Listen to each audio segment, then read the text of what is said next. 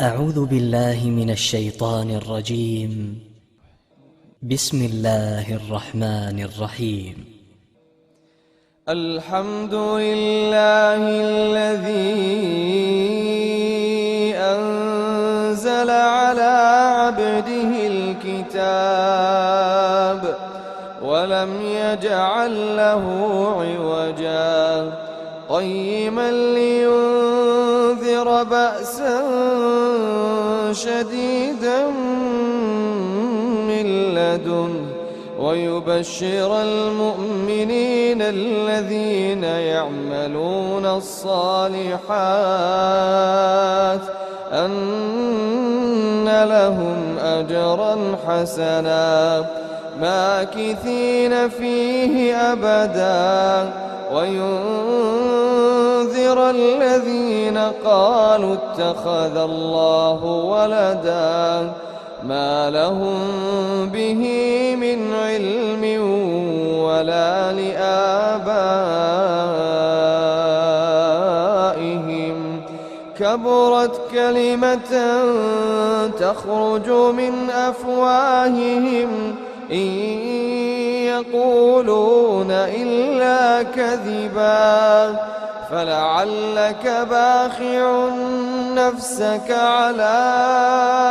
آثارهم إن لم يؤمنوا بهذا الحديث أسفا إنا جعلنا ما على الأرض زينة لها لنبلوهم أيهم أحسن عملا إنا جعلنا ما على الأرض زينة لها لنبلوهم أيهم أحسن عملا وإنا لجاعلون ما عليها صعيدا جرزا أم حسبت أن أصحاب الكهف والرقيم كانوا من آياتنا عجبا إذ أوى الفتية إلى الكهف فقالوا ربنا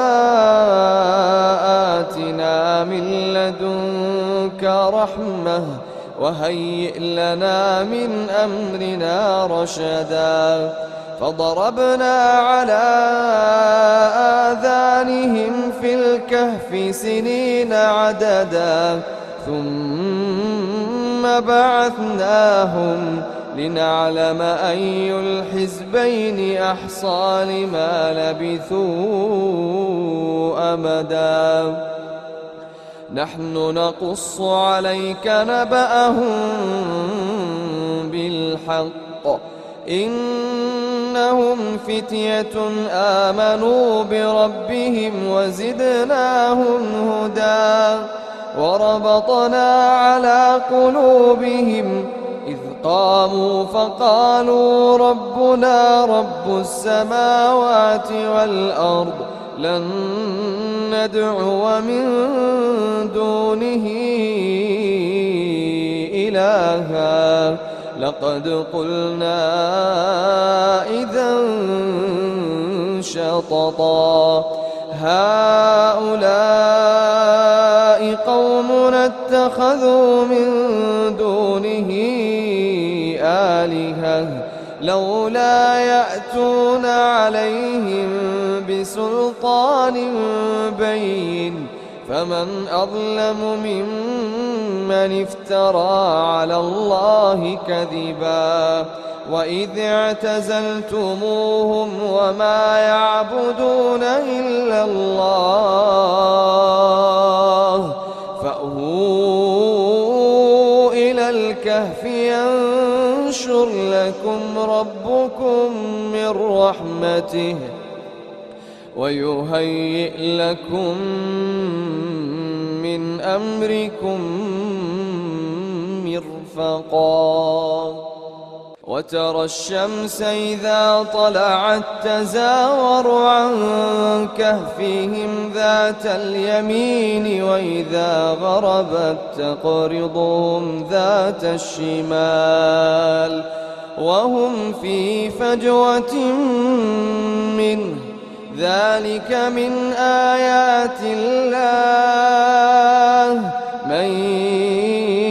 يهد الله فهو المهتد ومن يضلل فلن تجد له وليا مرشدا وتحسبهم أيقاظا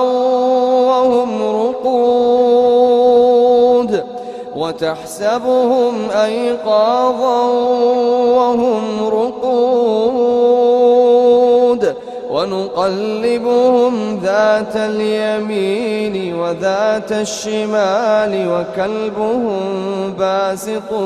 ذراعيه بالوصيد لو اطلعت عليهم لوليت منهم فرارا ولملئت منهم رعبا وكذلك بعثناهم ليتساءلوا بينهم قال قائل منهم كم لبثتم قالوا لبثنا يوما أو بعض يوم قالوا ربكم أعلم بما لبثتم فابعثوا أحدكم بورقكم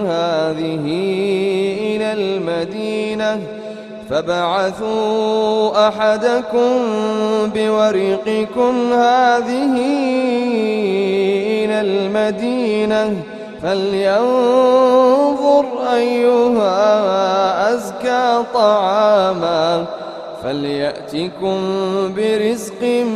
منه وليتلطف ولا يشعرن بكم أحدا إنهم إن يظهروا عليكم يرجموكم أو يعيدوكم في ملتهم ولن تفلحوا إذن أبدا وكذلك أعثرنا عليهم ليعلموا أن وعد الله حق وأن الساعة لا ريب فيها إذ يتنازعون بينهم أمرهم فقالوا ابنوا عليهم بنيانا ربهم أعلم بهم قال الذين غلبوا على أمرهم لنتخذن عليهم مسجدا سيقولون ثلاثة رابعهم كلبهم ويقولون خمسة سادسهم كلبهم رجما بالغيب ويقولون سبعة وثامنهم كلبهم قل ربي أعلم بعدتهم ما يعلمهم إلا قليل فلا تمار فيهم إلا مراء ظاهرا ولا تستفت فيهم منهم أحدا ولا تقولن لشيء إني فاعل ذلك غدا إلا أن يشاء الله واذكر ربك إذا نسيت وقل عسى أن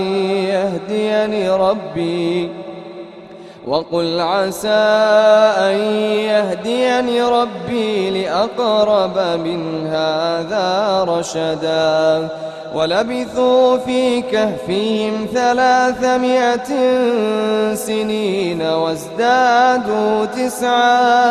قل الله أعلم بعدتهم قل الله أعلم بما لبثوا له غيب السماوات والأرض أبصر به وأسمع ما لهم من دونه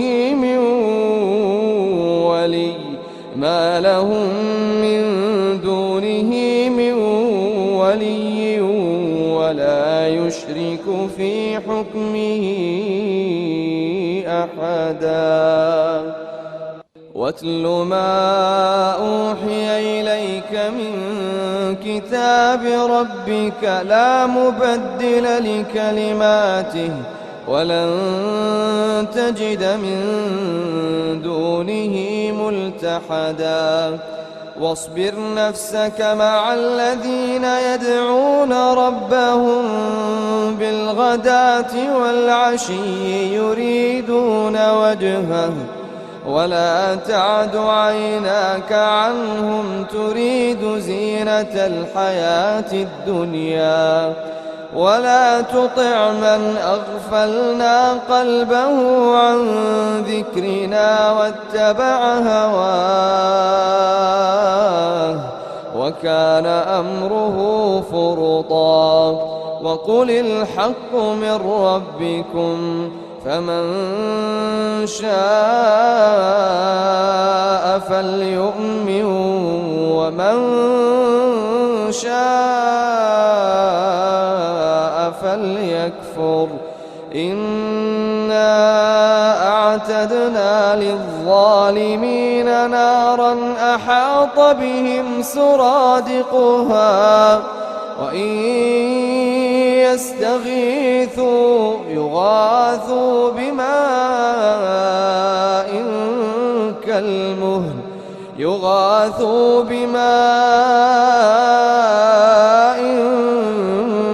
كالمهل يشوي الوجوه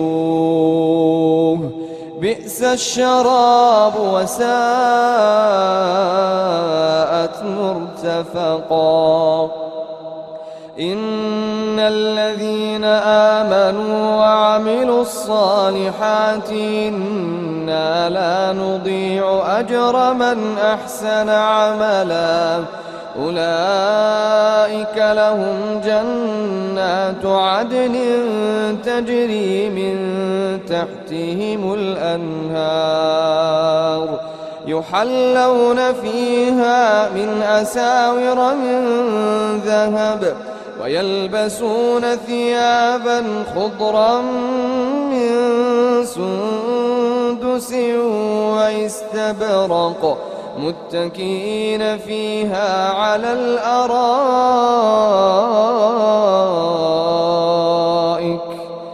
نعم الثواب وحسنت مرتفقا واضرب لهم مثل الرجلين جعلنا لأحدهما جنتين من أعناب وحففناهما بنخل واضرب لهم مثل الرجلين جعلنا لأحدهما جنتين من أعناب وحففناهما بنخل وجعلنا بينهما زرعا كلتا الجنتين آتت أكلها ولم تظلم منه شيئا وفجرنا خلالهما نهرا وكان له ثمر فقال لصاحبه وهو يحاوره أنا أكثر منك مالا وأعز نفرا ودخل جنته وهو ظالم لنفسه قال ما أظن أن تبيد هذه أبدا وما أظن الساعة قائمة ولئن رددت إلى ربي لأجدن خيرا منها منقلبا. قال له صاحبه وهو يحاوره: أكفرت بالذي خلقك من تراب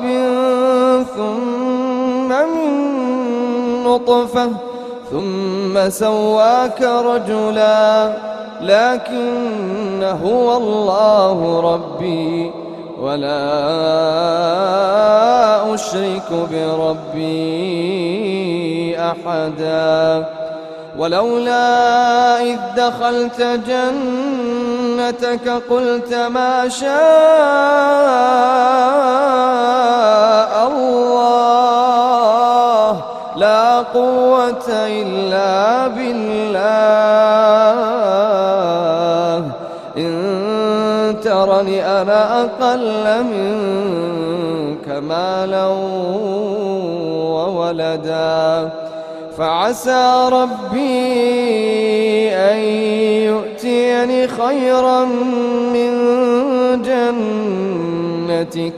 ويرسل عليها حسبانا من السماء فتصبح صعيدا زلقا أو يصبح ماؤها غورا فلن تستطيع له طلبا وأحيط بثمره فأصبح يقلب كفيه على ما أنفق فيها وهي خاوية على عروشها ويقول يا ليتني لم أشرك بربي أحدا. ولم تكن له فئة ينصرونه من دون الله وما كان منتصرا. هنالك الولاية لله الحق هو خير ثوابا وخير عقبا. واضرب لهم مثل الحياة الدنيا كماء أنزلناه من السماء واضرب لهم مثل الحياة الدنيا كماء أنزلناه من السماء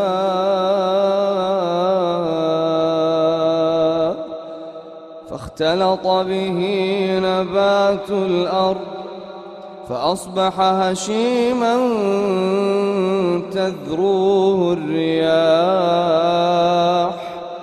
وكان الله على كل شيء مقتدرا. المال والبنون زينة الحياة الدنيا المال والبنون زينة الحياة الدنيا والباقيات الصالحات خير عند ربك ثوابا والباقيات الصالحات خير عند ربك ثوابا وخير أملا. ويوم نسير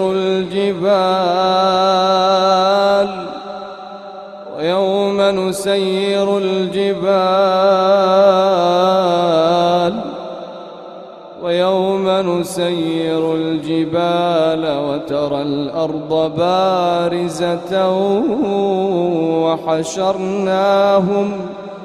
وحشرناهم فلم نغادر منهم أحدا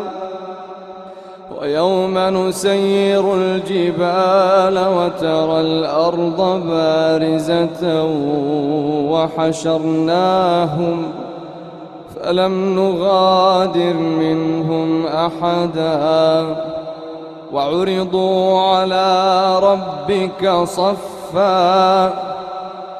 وعرضوا على ربك صفا لقد جئتمونا كما خلقناكم أول مرة بل زعمتم أن لن نجعل لكم موعدا ووضع الكتاب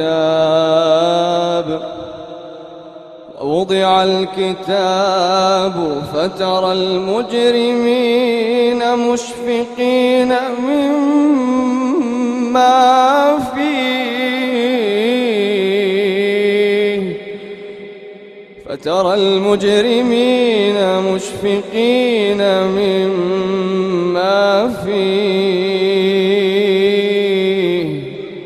ويقولون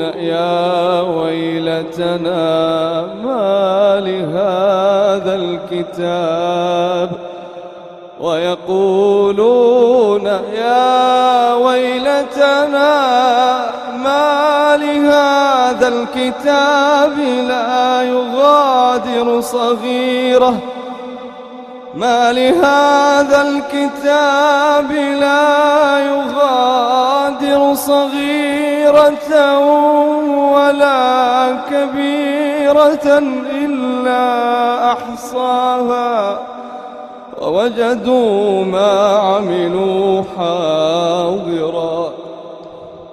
ووجدوا ما عملوا حاضرا ولا يظلم ربك أحدا وإذ قلنا للملائكة اسجدوا لآدم فسجدوا إلا إبليس كان من الجن ففسق عن أمر ربه أفتتخذونه وذريته أولياء من دوني وهم لكم عدو بئس للظالمين بدلا ما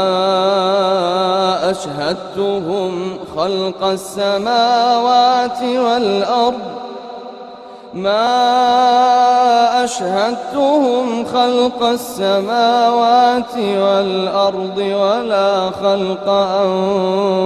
أنفسهم وما كنت متخذ المضلين عضدا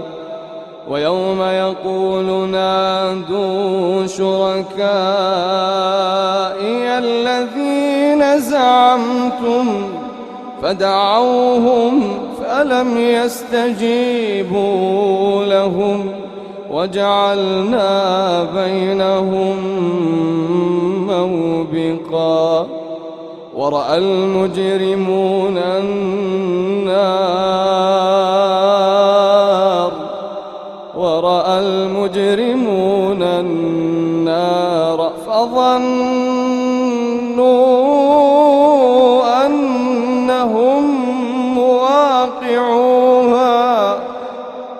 فظنوا أنهم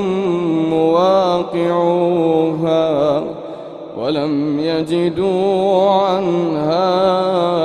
مصرفا ولقد صرفنا في هذا القرآن للناس من كل مثل وكان الإنسان أكثر شيء جدلا وما منع الناس أن يؤمنوا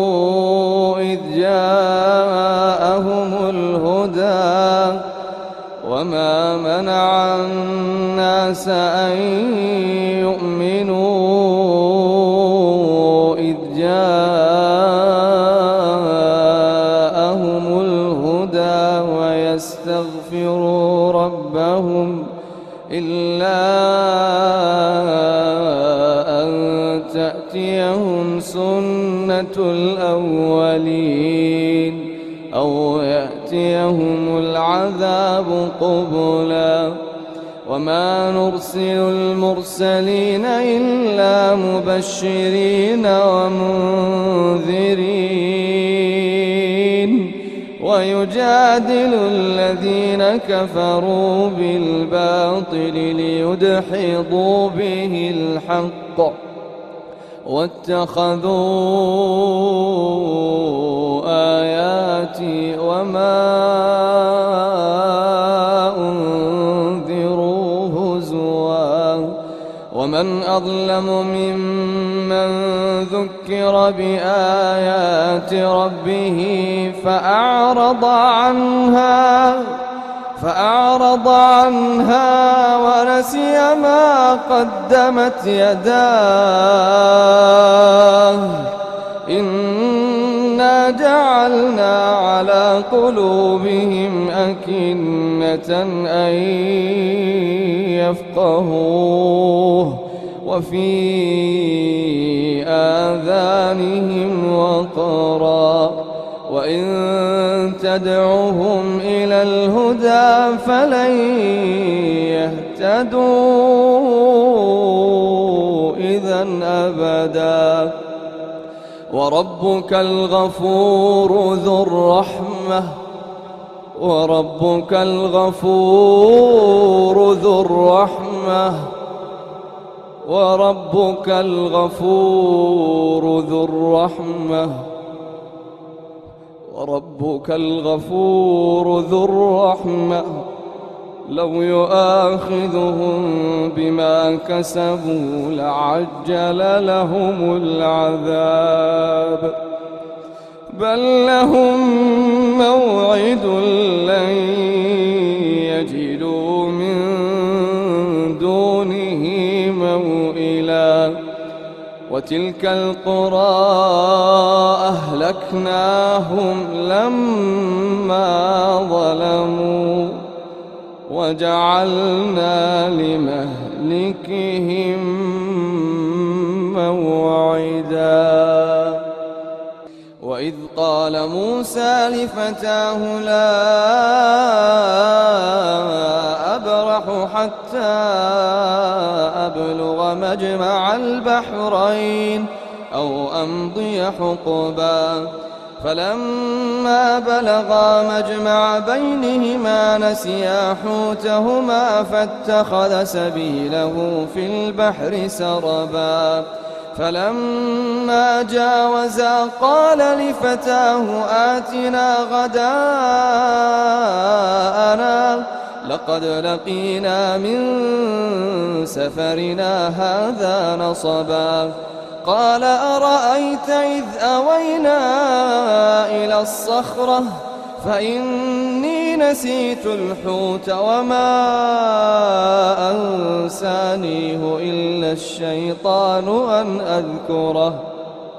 واتخذ سبيله في البحر عجبا قال ذلك ما كنا نبغ فارتدا على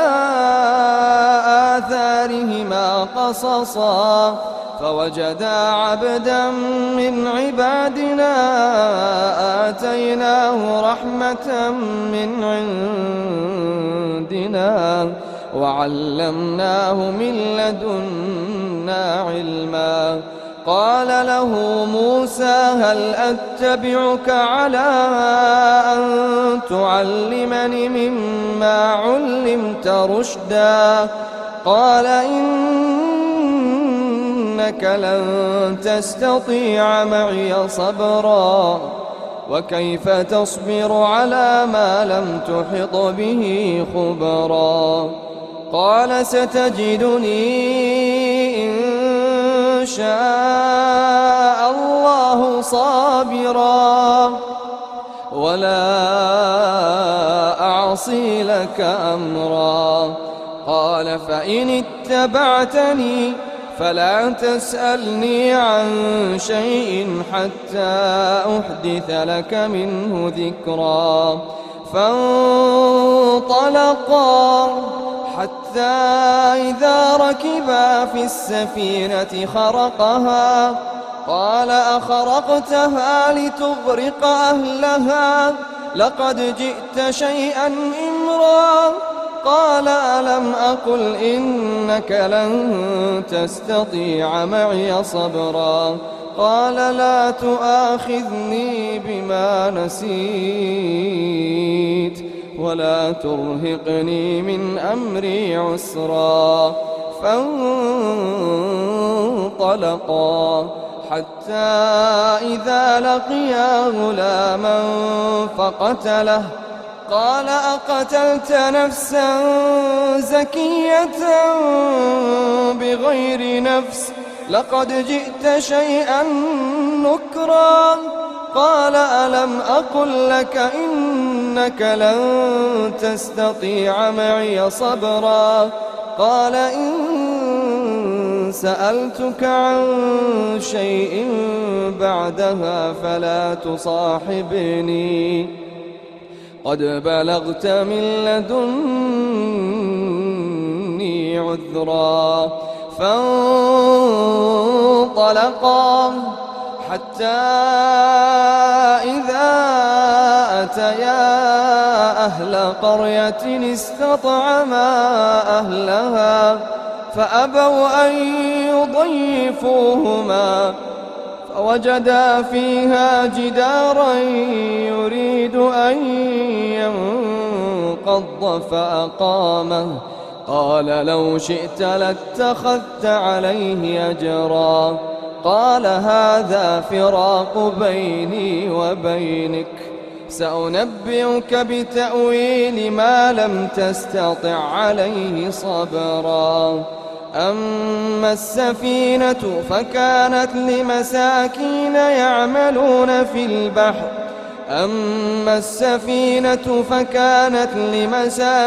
يعملون في البحر فأردت أن أعيبها وكان وراءهم ملك يأخذ كل سفينة غصبا. وأما الغلام فكان أبواه مؤمنين فخشينا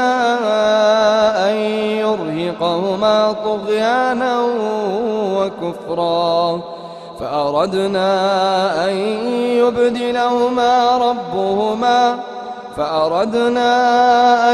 يبدلهما ربهما خيرا منه زكاة وأقرب رحما. وأما الجدار فكان لغلامين يتيمين في المدينة وكان تحته كنز لهما وكان أبوهما صالحا فأراد ربك أن يبلغا أشدهما ويستخرجا كنزهما رحمة من ربك وما فعلته عن أمري ذلك تأويل ما لم تسطع عليه صبرا. ويسألونك عن ذي القرنين قل سأتلو عليكم منه ذكرا. إنا مكنا له في الأرض وآتيناه من كل شيء سببا فأتبع سببا حتى إذا بلغ مغرب الشمس وجدها تغرب في عين حمئة ووجد عندها قوما قلنا يا ذا القرنين إما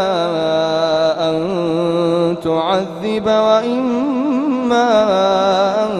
تتخذ فيهم حسنا. قال أما من ظلم فسوف نعذبه ثم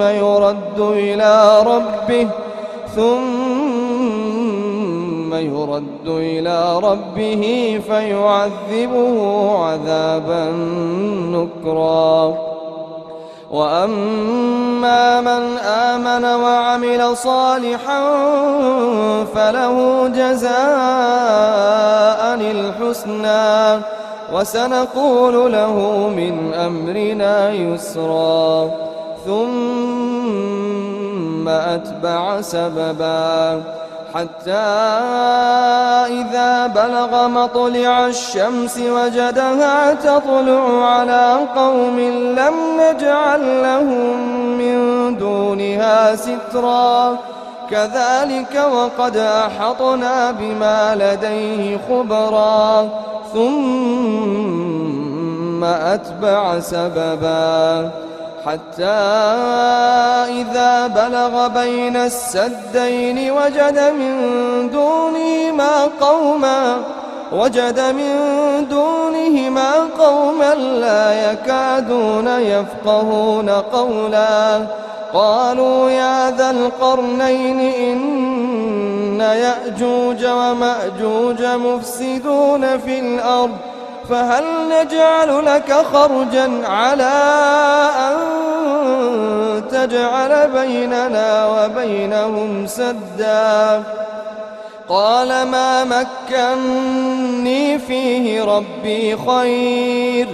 فأعينوني بقوة أجعل بينكم وبينهم ردما. آتوني زبر الحديد حتى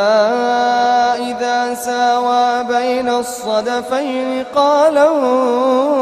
انفخوا حتى إذا جعله نارا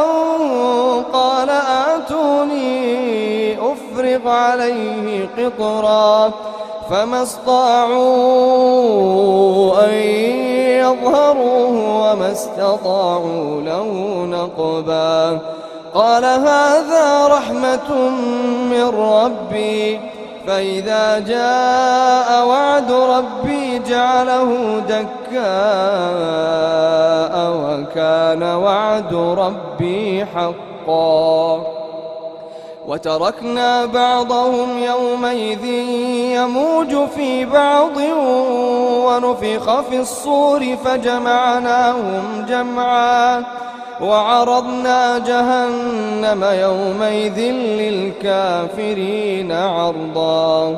الذين كانت أعينهم في غطاء عن ذكري وكانوا لا يستطيعون سمعا. أفحسب الذين كفروا أن يتخذوا عبادي من دوني أولياء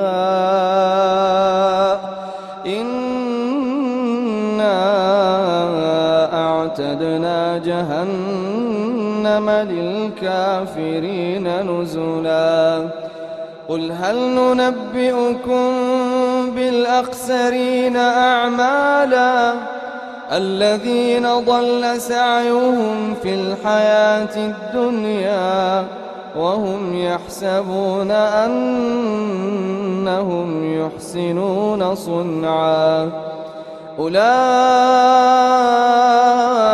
الذين كفروا بآيات ربهم ولقائه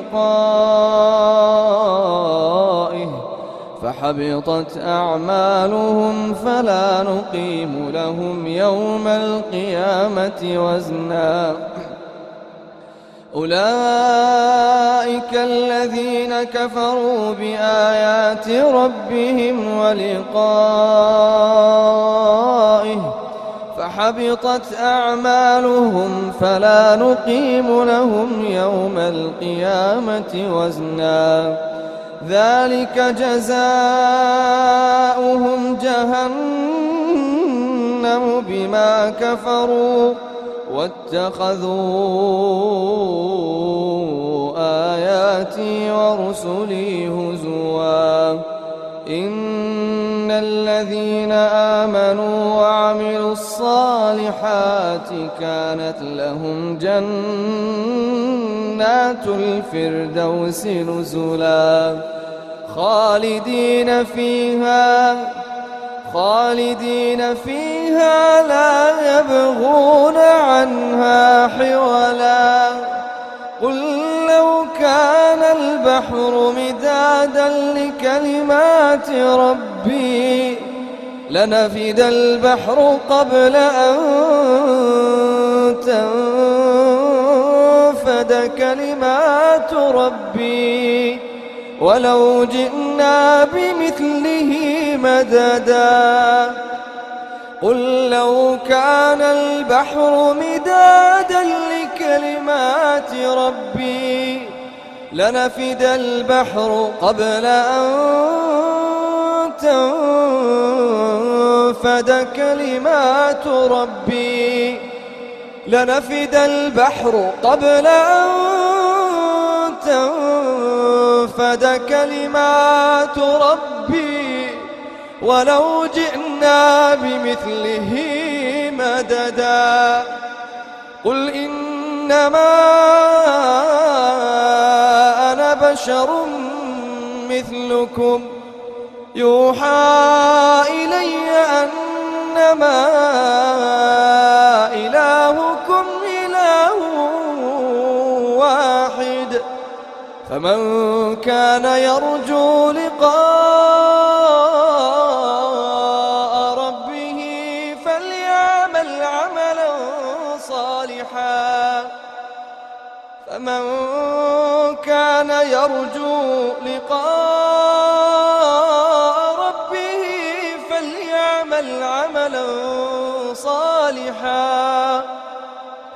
فليعمل عملا صالحا ولا يشرك بعبادة ربه أحدا.